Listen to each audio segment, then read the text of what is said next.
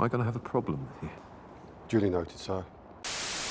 Hello everyone, and welcome back for Part 7 of Andor Season 2 is the greatest on-screen Star Wars since 1983. In the first 6 parts, I discussed the entirety of the first 2 arcs of the season, episodes 1 through 6. So today, in Part 7, I will be continuing on by jumping into the beginning of Arc 3 by analyzing Episode 7. A quick little disclaimer that I always give out at the beginning of these videos: you don't have to watch the first 6 parts in order to understand Part 7. I'm merely taking a look at each of these episodes in an episode by episode sort of fashion. If you want to go back and watch those videos prior to watching this one, then you can find the link to those videos in the description. However, if you want to just start here with episode 7 and then just jump around as you see fit, then that is totally fine as well. But without further ado, let's get straight back into it. So now that we have reached episode 7, that means that we have officially reached the second half of the season. Since we're now at the beginning of a new arc, a new jumping off point you could say, I think it would be good if I quickly establish some of my more broad, more overarching thoughts on the episodes to come, before we take the deep dive into looking at everything scene by scene. A lot of people, including myself, would cite the second half of Andor Season 2 as some of the greatest Star Wars ever. Watching these episodes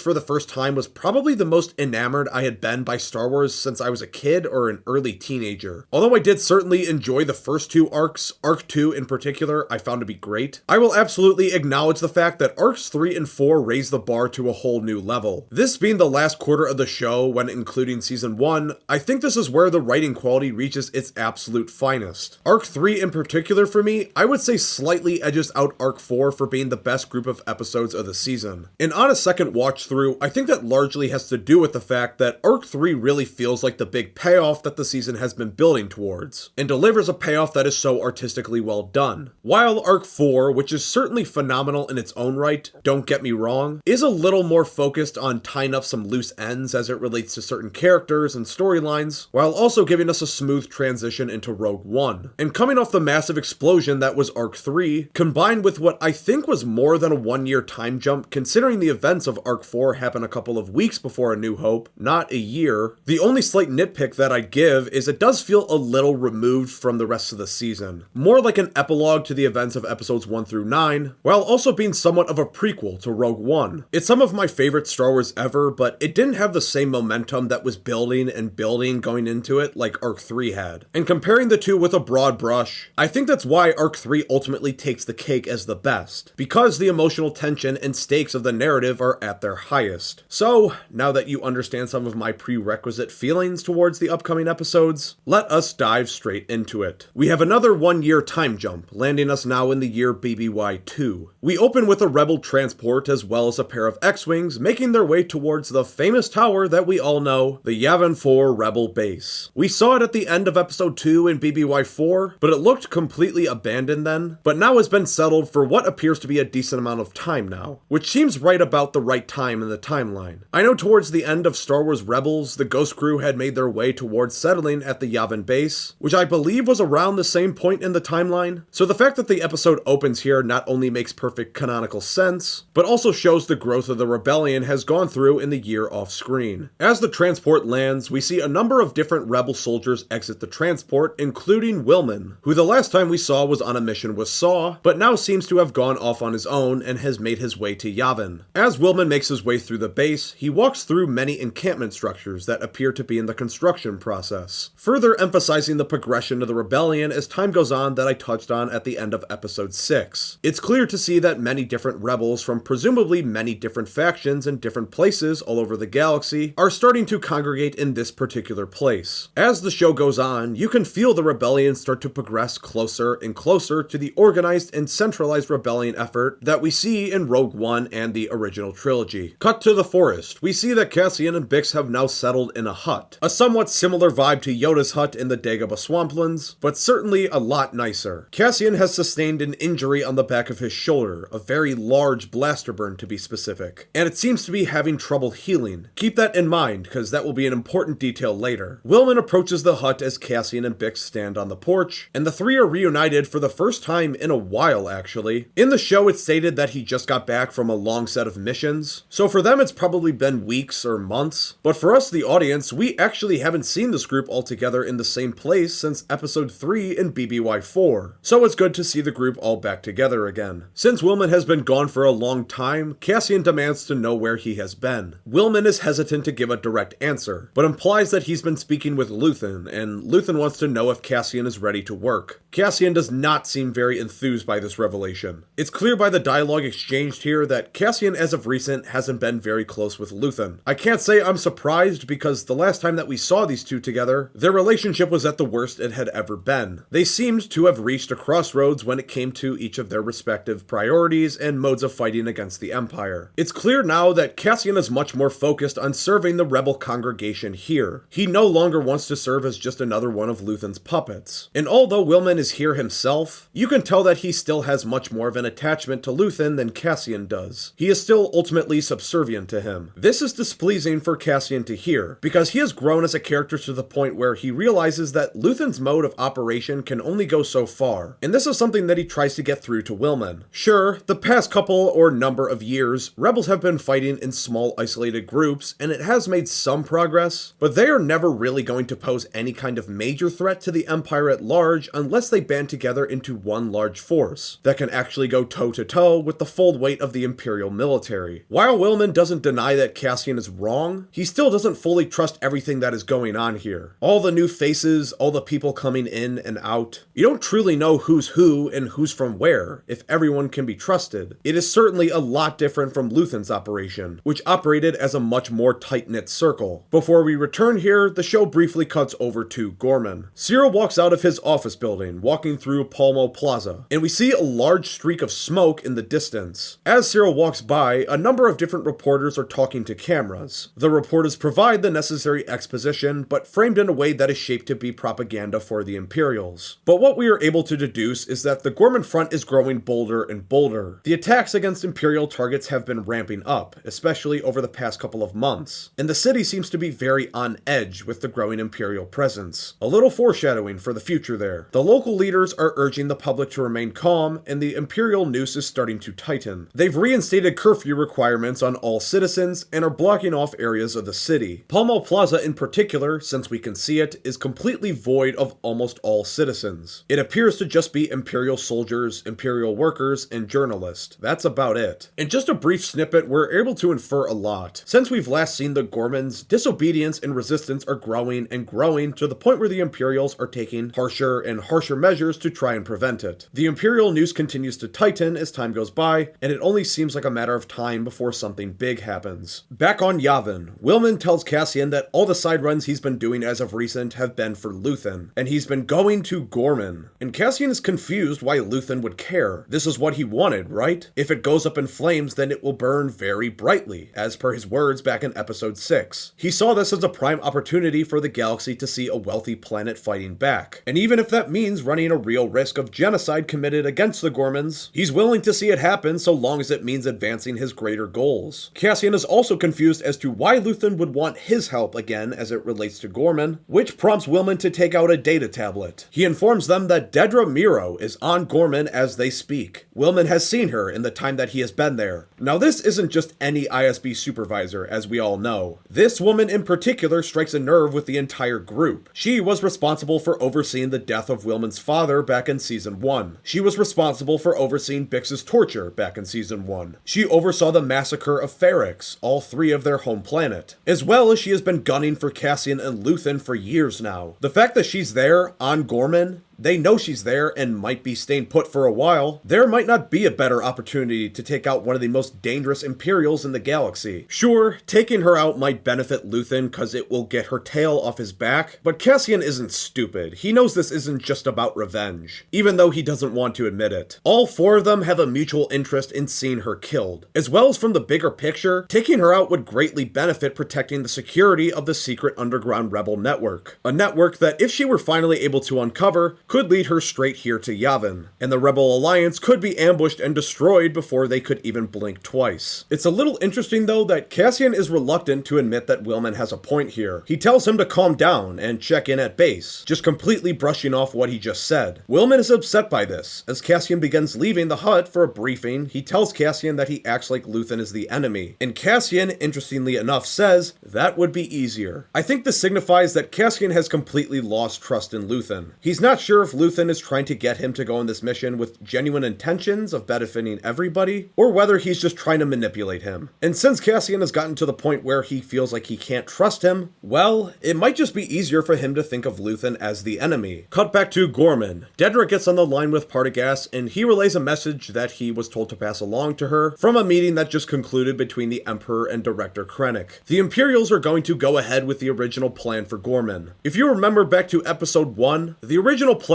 was if they were unable to find a synthetic replacement for the calcite material located in the ground of Gorman, then they would go ahead with mining the planet, which would render Gorman uninhabitable. And since it's now been confirmed by Krennic that the scientists on Edu were unable to find an alternative, the mining of the planet will now commence. Partagaz then informs Dedra that the Navy will be moving in 48 hours. And so, the conflict that was teased at the secret Imperial meeting seems to be coming to fruition. A couple things of note here from the characters. For one, Partagaz, just based off his line delivery, seems to be in the headspace of, welp, we tried, but it is what it is. Just bad luck for the Gormans, I guess. Just completely understating and perhaps failing to realize how enormous of a catastrophe that's about to unfold. But I think he fully understands the mass pain that's about to be inflicted, he just doesn't care. Partagaz may get overshadowed by the personalities of Krennic, Vader, the Emperor, Tarkin, but this line just really helps hammer it home that, yeah, this guy is just as sinister as the rest of them. He is completely compliant and doesn't seem to care much about the massive genocide that his government is about to inflict on these people. Dedra, notably though, does seem a little bit jarred by the information. You can see her vocal cords tighten a little bit. Her face conveys a slight sense of shock. Keep that in mind, because this trepidation that Dedra is having is going to be expanded on and shown in more detail as the episodes progress. Dedra's thoughts seem to be a little all over the place, seeming to be worried about a great many things that could go wrong. But Partagaz tells her to calm her nerves, and subtly teases her that successfully overseeing the situation and bringing an end to the crisis will mean her promotion in the near future. Which of course is exactly the type of thing that Dedra likes to hear. Notably, she calms down a little after he says that. Professional ascendance obviously means a great deal to a person like Dedra. Partagaz also notes that a man named Captain Kaido has come to oversee the military personnel, who Partagaz describes as a crisis specialist. Dedra reminds Partagaz that the Gorman rebels have weapons, which prompts him to reply, "Oh yes, we're counting on it." So yeah, they are anticipating that some type of Gorman rebel activity will take place, hopefully at large scale, because then, in their eyes, that will just further justify to the rest of the galaxy what the Empire is about to do to the planet and its people. As Dedra exits the room, Cyril is outside waiting for her and immediately begins questioning her. What's this bombing that happened? Rumor is it's a setup by the Imperials to blame on the Gormans. Who's this new tactical guy in your office? And Dedra has to go on the defensive here, providing very unsubstantive answers. But then she pulls him aside and tells him that there's evidence of outside rebel agitators, which Cyril finds extremely odd, considering that he's in direct contact with the Gorman Front members themselves. So if this is true, then surely he'd be one of the first to know about it. Cyril is starting to put two and two together here that something's not adding up. Something's not right here. He was sent here on an undercover mission by the ISB to find evidence of outside rebel agitators, which Dedra is now saying that there's evidence of, but his sources aren't saying anything of the sort. Combine that with the fact that he's now being restricted from certain areas, he's starting to question why he's even there in the first place. And I think Dedra realizes here that Cyril is starting to catch on to the fact that this is all a massive ploy, a massive deception, and is starting to unravel the whole thing for himself. Dedra then commands Cyril to go home and pack his bags, and that they are going to be leaving soon. Now I do think that this aggressive command here is done out of genuine care for Cyril, instead of just trying to get rid of the issue that is Cyril himself. She knows full well, much more than Cyril, how ugly things are going to get in the near future. And while Dedra is a ruthlessly cunning person, she still does definitely care for Cyril. It might not be the more stereotypical burning passion type of romance, but it is definitely something that she carries in her mind. I think the show has done a good job up to this point of giving us subtle hints that this deception over Cyril that she's involved in has weighed on her in a negative way. You can even see in her eyes when she tells him that they'll be out of there soon, that she seems seems genuinely excited to get out of there and put this whole Gorman thing behind them. Cause let's remember, besides the fact that she doesn't like having to deceive Cyril, she also never wanted to take this mission in the first place. Her true desire was the Axis project, but had to do this because she was commanded to. But however painful it has been for the both of them thus far, it will all be worth it in the end in her eyes, because when they return to Coruscant, the two of them will be rewarded greatly. Dedra gives Cyril a kiss goodbye, tells him to do what she told him, and Cyril still stands there, continuing to look confused about what's all really going on here. Cut over to Coruscant at the Imperial Senate building. Mon has arrived and exits her cab with her assistant Erskine at her side. Notably here, before Mon walks off, the driver asks Mon her schedule for the day, and you get the sense that he might be fishing for information here. The driver plays it off, saying that the Senate security is asking for schedules so that they can properly adjust parking arrangements, stuff of that sort, so Mon casually dismisses him, saying that she'll have a word with them. As the two turn away, Mon drops the act and angrily tells Erskine that she's going to request a new driver. But Erskine interestingly says,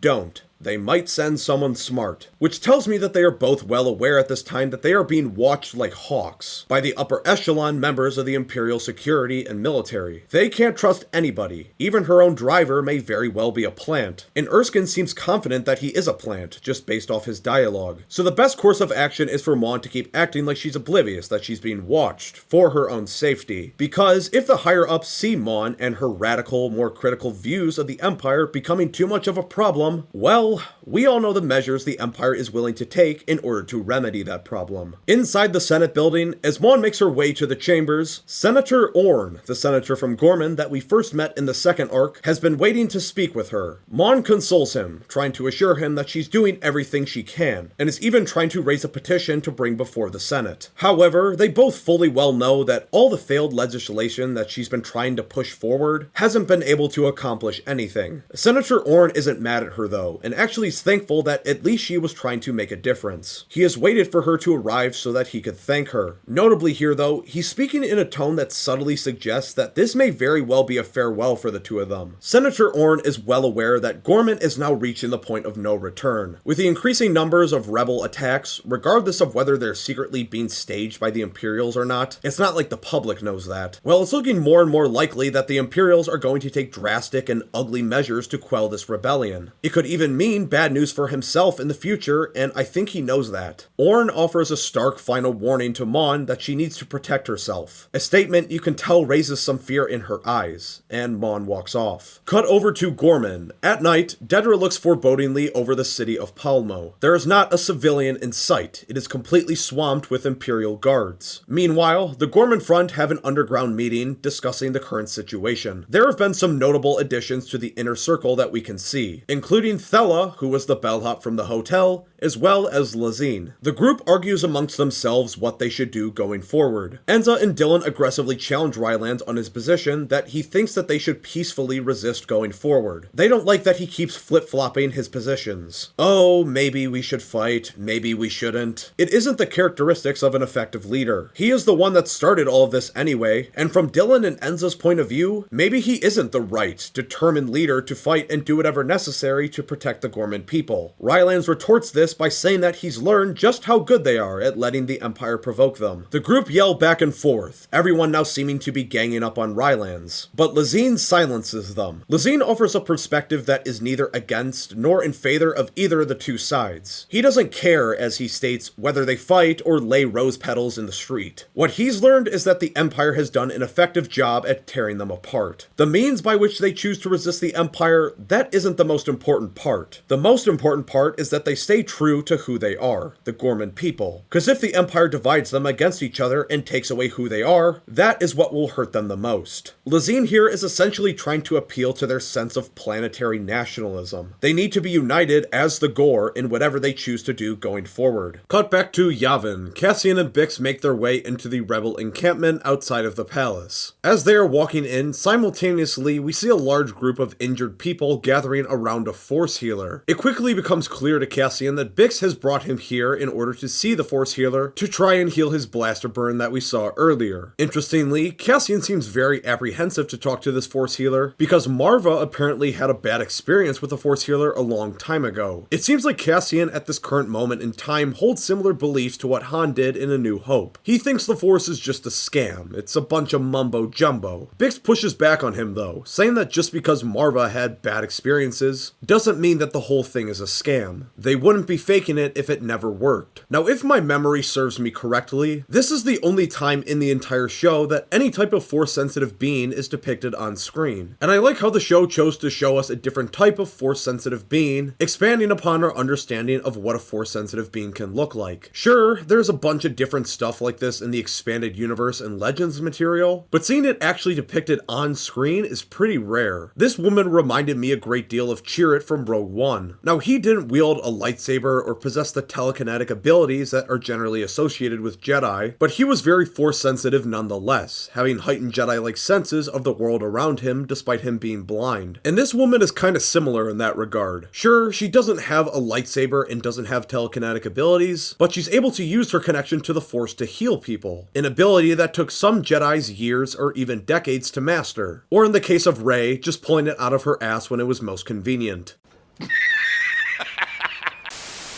As well as she possesses the uncanny ability to faintly see the future, as we'll soon see play out, similar to how Jedi can sometimes have visions of the future through the Force. The woman approaches Cassian, seeming to be drawn away from whatever she was doing, as if the Force was pulling her towards him. She insists that she has a look at his shoulder, and Cassian begrudgingly accepts. She puts her hand on his shoulder and seems to deeply connect with the Force for a second, but pulls away pretty quickly, looking as if she's just had a revelation or something. And in fact, she has.